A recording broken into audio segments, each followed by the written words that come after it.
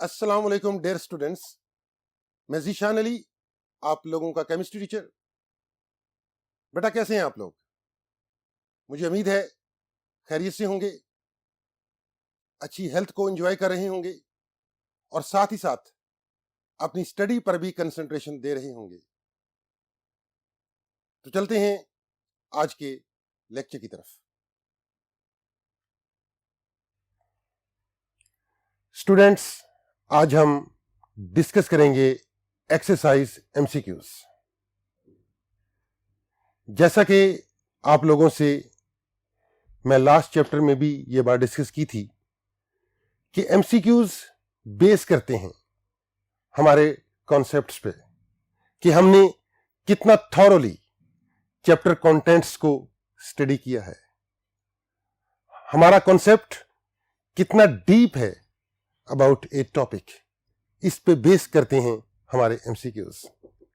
इसलिए मैं आप लोगों से ये बात जरूर बोलूंगा कि एमसीक्यूज सॉल्व करने से पहले आपने थॉरोली चैप्टर कंटेंट्स को रीड आउट करना है, कॉन्सेप्ट्स को अंडरस्टैंड करना है, ताकि आप राइट ऑप्शन को चूज कर सको।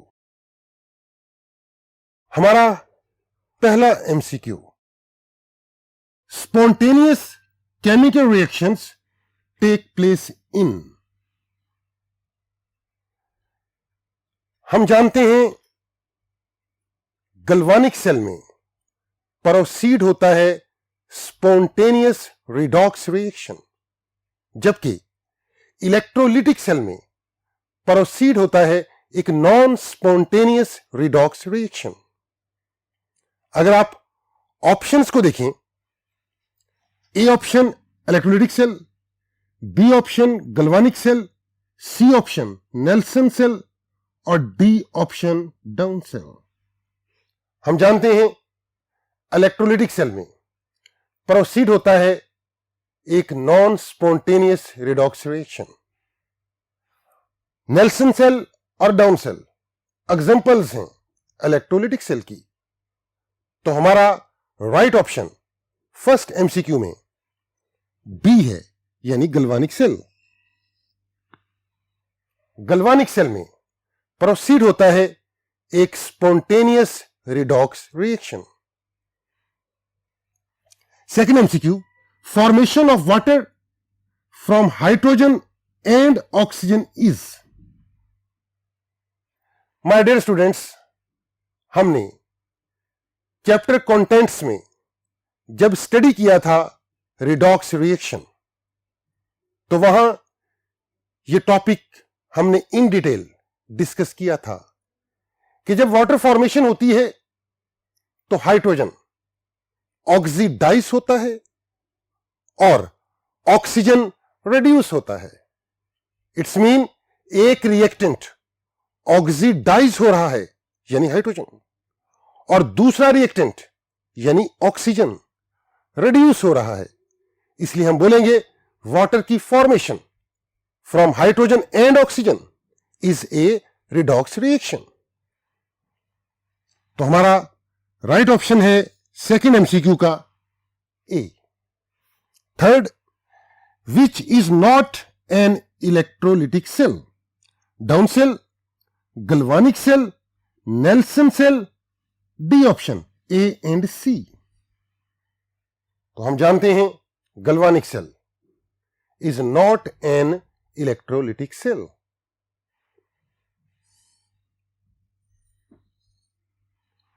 और गल्वेनिक सेल का second name B, my dear students, आपको याद होगा, वोल्टिक सेल। हमने गल्वानिक और वोल्टिक सेल की एक एग्जांपल भी डिस्कस की है in detail, Daniell cell. Fourth MCQ, oxidation number of chromium in potassium dichromate. हम जानते हैं पोटाशियम बिलोंग करता है ग्रुप फर्स्ट ए से, और इसका ऑक्सीडेशन स्टेट होता है +1 और ऑक्सीजन का ऑक्सीडेशन स्टेट होता है -2। इट्स मीन दो पोटासियम है, तो ऑक्सीडेशन स्टेट ओवरऑल डेवलप होगा +2। ऑक्सीजन एटम का ऑक्सीडेशन स्टेट -2, तो 7 ऑक्सीजन का क्या बनेगा -14। इट्स मीन 2 पोटासियम का ऑक्सीडेशन स्टेट +2, 7 ऑक्सीजन का ऑक्सीडेशन स्टेट -14। तो हमारे पास कंपाउंड को न्यूट्रल करने के लिए जो चार्ज रिक्वायर है वो होगा +12। इट्स मीन एक क्रोमियम एटम का ऑक्सीडेशन स्टेट डेवलप होगा +6, तभी यह कंपाउंड ओवरऑल न्यूट्रल होगा। तो हम यूं कह सकते हैं 2 पोटाशियम एटम्स का ऑक्सीडेशन स्टेट +2, 7 ऑक्सीजन एटम्स का ऑक्सीडेशन स्टेट -14 और 2 क्रोमियम एटम्स का ऑक्सीडेशन स्टेट +12। तो एक क्रोमियम एटम का ऑक्सीडेशन स्टेट होगा +6। तो हमारा राइट ऑप्शन है बी, यानी +6। माय डियर स्टूडेंट्स, जब हमने रूल्स स्टडी किए थे for finding out the oxidation state, तो वहां हमने यह बात डिस्कस की थी कि कंपाउंड ओवरऑल न्यूट्रल होता है, उस पर कोई नेट चार्ज प्रेजेंट नहीं होता। और इसी बात को माइंड में रखते हुए हमने उस एलिमेंट का ऑक्सीडेशन स्टेट फाइंड आउट करना है जिनका ऑक्सीडेशन स्टेट हमें मालूम नहीं है, जैसे हम बात कर रहे थे क्रोमियम की।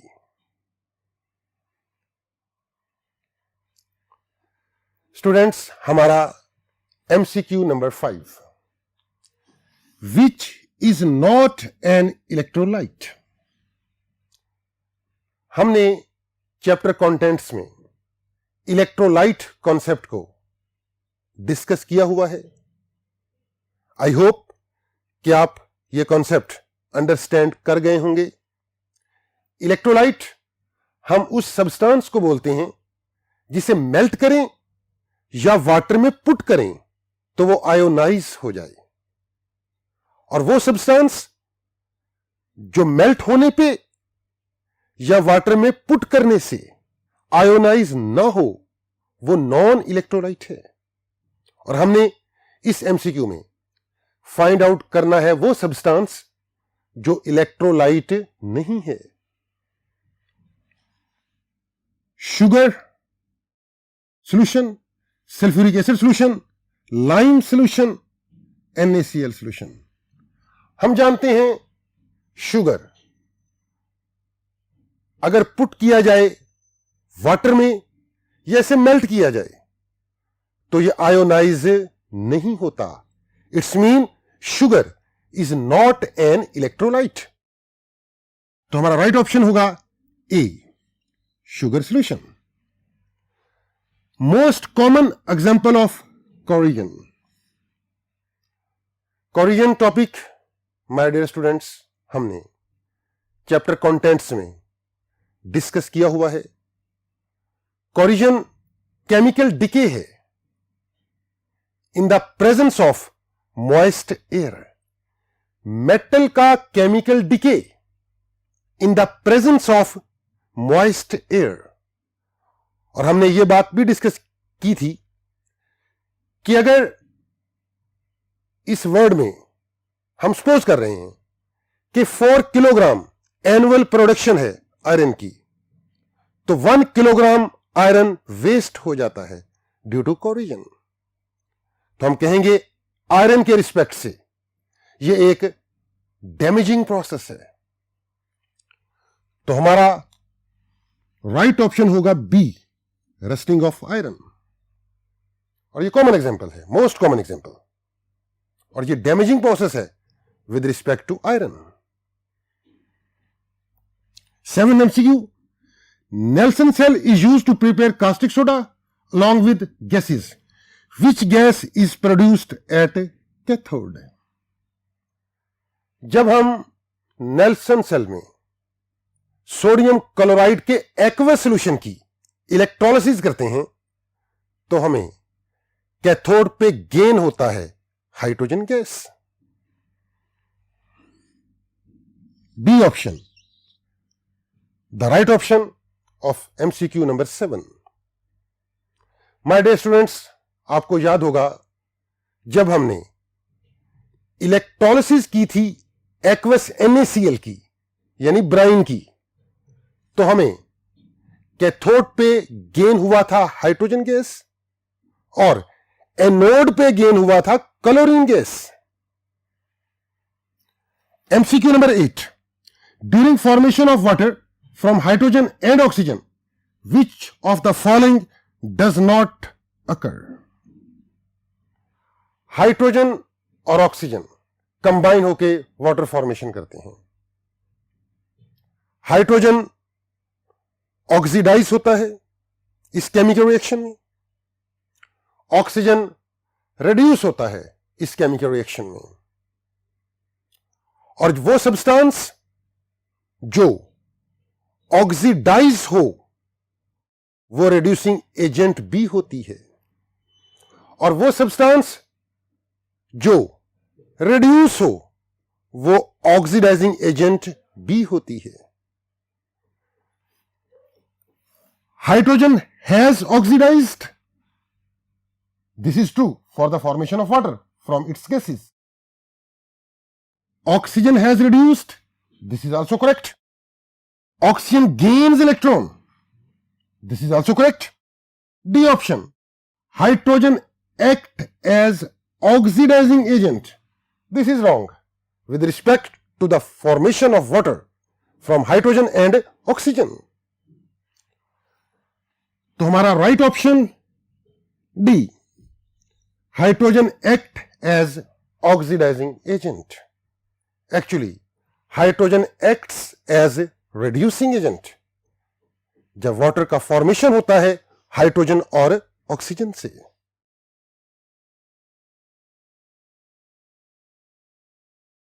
स्टूडेंट्स, हमारा next MCQ, The formula of rust is। हमने चैप्टर कंटेंट्स में जब फॉर्मेशन देखी थी रस्ट की तो डिस्कस किया था फॉर्मूला ऑफ रस्ट Fe2O3.NH2O, यानी आयरन का ऑक्साइड है जिसके साथ अटैच हैं वाटर के N molecules. A option. My dear students, आपने इस MCQ की राइट ऑप्शन यानी रस्ट के फॉर्मूला को वेल प्रिपेयर करना है, क्योंकि ये इंपॉर्टेंट MCQ भी है और इंपॉर्टेंट शॉर्ट क्वेश्चन भी है। आयरन का ऑक्साइड सॉल्ट यानी Fe2O3 और इसके साथ अटैच हैं वाटर के N molecules as water of crystallization. MCQ number 10, in redox reaction between zinc and HCl the oxidising agent is. वो रिएक्शन जो हो रहा है जिंक और HCl के दरमियान, इसमें हमने फाइंड आउट करना है ऑक्सीडाइजिंग एजेंट। अगर हम इस रिएक्शन की बात करें तो जिंक ऑक्सीडाइज होता है और जो चीज ऑक्सीडाइज हो वो रिड्यूसिंग एजेंट होती है, और HCl इस केमिकल रिएक्शन में रिड्यूस हो रहा है। It's mean HCl acts as reducing agent। अगर हम केमिकल रिएक्शन को देखें between zinc and HCl, zinc plus HCl produce होता है जिंक क्लोराइड, और साथ इवॉल्व आउट होती है हाइड्रोजन गैस। जिंक का फ्री फॉर्म में ऑक्सीडेशन नंबर 0, क्लोरीन -1, हाइड्रोजन +1। हम बात करें जिंक क्लोराइड की, तो जिंक का स्टेट +2, क्लोरीन का स्टेट -1 और हाइड्रोजन का state 0। It's mean zinc convert हो रहा है जिंक +2 में। Zinc is oxidised in this reaction. Chlorine -1 से कन्वर्ट हो रहा है -1 में। इट्स मीन क्लोरीन का स्टेट चेंज नहीं हो रहा। हाइड्रोजन +1 से कन्वर्ट हो रहा है 0 में। इट्स मीन हाइड्रोजन रिड्यूस हो रहा है, और वो सब्सटेंस जो रिड्यूस होता है उसे हम बोलते हैं ऑक्सीडाइजिंग एजेंट। तो हम बोलेंगे हाइड्रोजन आयन इस केमिकल रिएक्शन में एक्ट करता है एज एन ऑक्सीडाइजिंग एजेंट, क्योंकि यह हो रहा है रिड्यूस। माय डियर स्टूडेंट्स, आपने इन एमसीक्यूज की खुद भी प्रैक्टिस करनी है और इनको एक दफा नोट डाउन भी करना है अपनी नोटबुक पे। तो नेक्स्ट लेक्चर तक के लिए अपना ख्याल रखिएगा। अल्लाह हाफिज।